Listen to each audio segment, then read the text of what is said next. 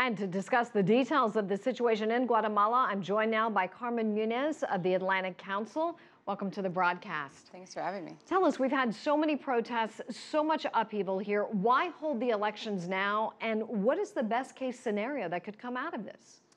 Well, there have been a lot of academics and civil society leaders who've been actually calling for the elections to be postponed. Still, there's a lot of momentum, political energy going into this Sunday. People want change. Unfortunately, the political candidates that are up for election really aren't the quality of candidates that the Guatemalan people deserve. It looks like Guatemala is going to be going forward with these elections, and we'll see what happens on Sunday. Tell us about Jimmy Morales, the man to beat now. Yes, he's a comedian, and he's largely seen as a political outsider, which is why his polling numbers have been increasing as of late.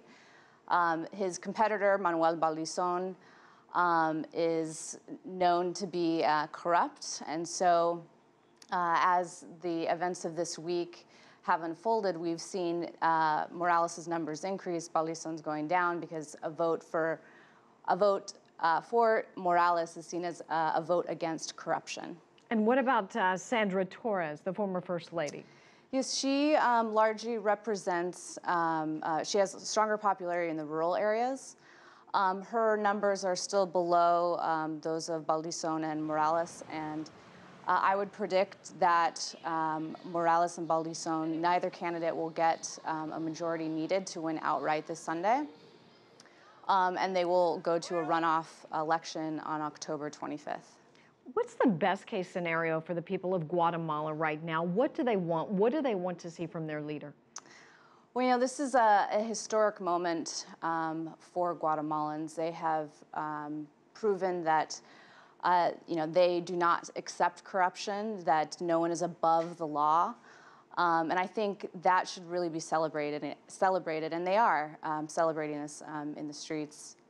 Unfortunately, I think while this week was a historic moment, this Sunday's election will not be a turning point. I think there's a long road ahead in Guatemala's fragile democracy, and we're just sort of seeing the beginning of this. When they're protesting right now, Carmen, in the streets, what are they speaking out against? Corruption? Are they speaking out against moving the elections?